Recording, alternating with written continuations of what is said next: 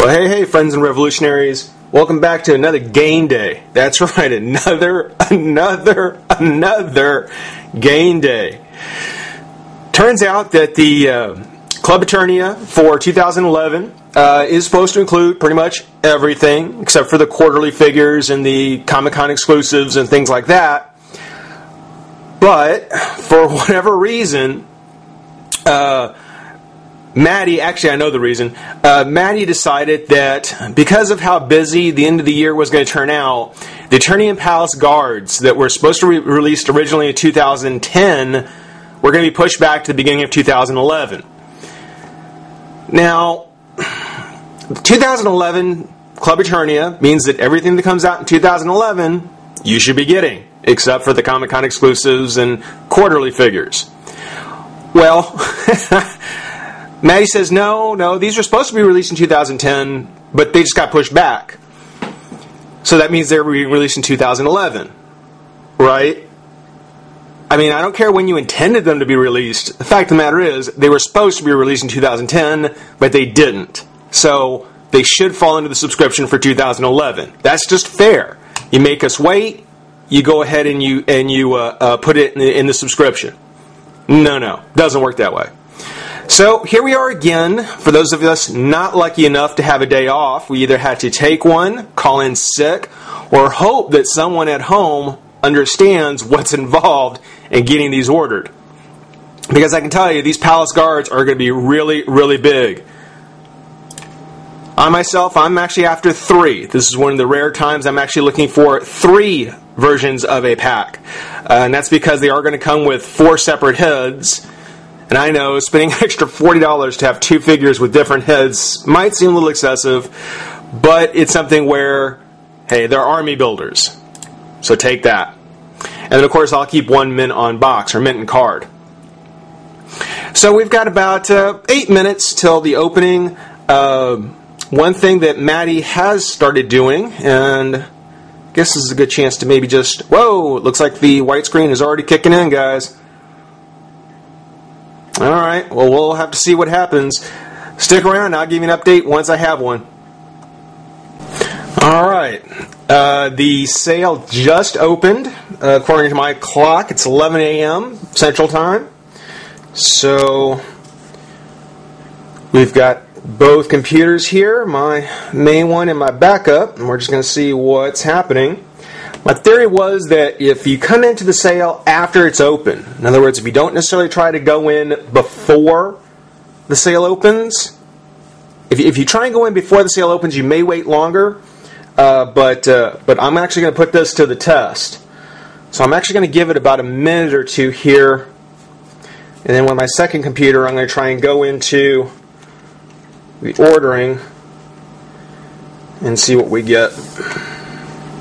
Now, this is with 2 different machines.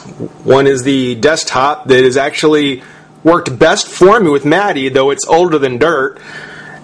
And the laptop, which is the replacement laptop because of what happened to my other one, the one that kept me from doing videos for a while.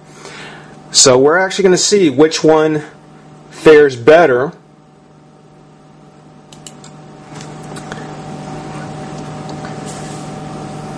You know, Maddie has introduced the capture window.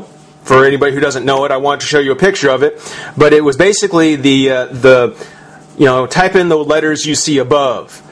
And it's supposed to tell us, the consumer, from the bots that people are using, retailers are using, secondary market people are using to place orders. It's supposed to tell the difference.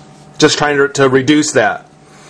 From what I can tell, yeah, it's not keeping us from the white screen of death, which, looks like that let us in. Got 3. No, I don't want any stands. Can order those later if I need to. Alright, looks like it's going to be a short video because that actually went really, really quick. It was about 5 minutes of waiting on the white screen. Plugged in my order. Took about another 2 or 3 minutes for me to get to my confirmation page.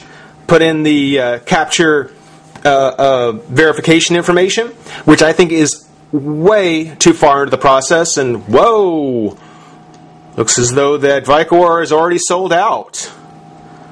How about that? I was actually expecting the Palace Guards to be more popular, to go faster. Unbelievable. The He-Man of the North is out.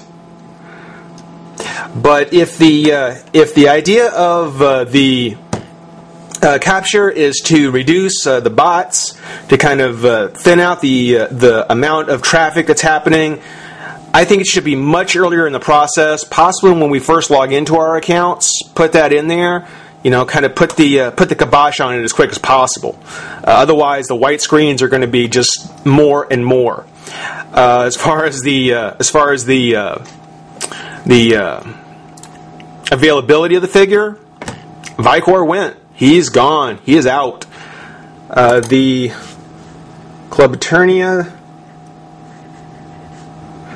or the Palace Guards. Let's take a look at them. Still there. Surprising. I really thought the army builds would go faster than this.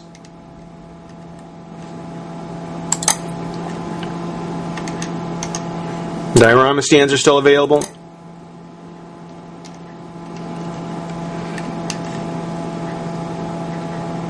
I have these. It's something where just as a video that'll come up, I'll show you guys some things maybe on what you can do if you already have a set of these. So kind of keep your eyes open and got to have some stuff to kind of show you guys about these diorama stands. But this has been a quick game day. I certainly thank everybody for joining me. Rate, comment, subscribe. Oh, and before we get too far into it, Vicor, I know I'm probably saying his name wrong. I hope I'm saying his name wrong. But for Vicor, it's something where between him, the Palace Guards, and a couple other nifty little Master of the Universe things coming up, we're going to have a real fun week with He-Man and Mattel. So this is just kicking things off. Again, rate, comment, subscribe. Thanks for joining me, Revolutionaries. Y'all have a great day.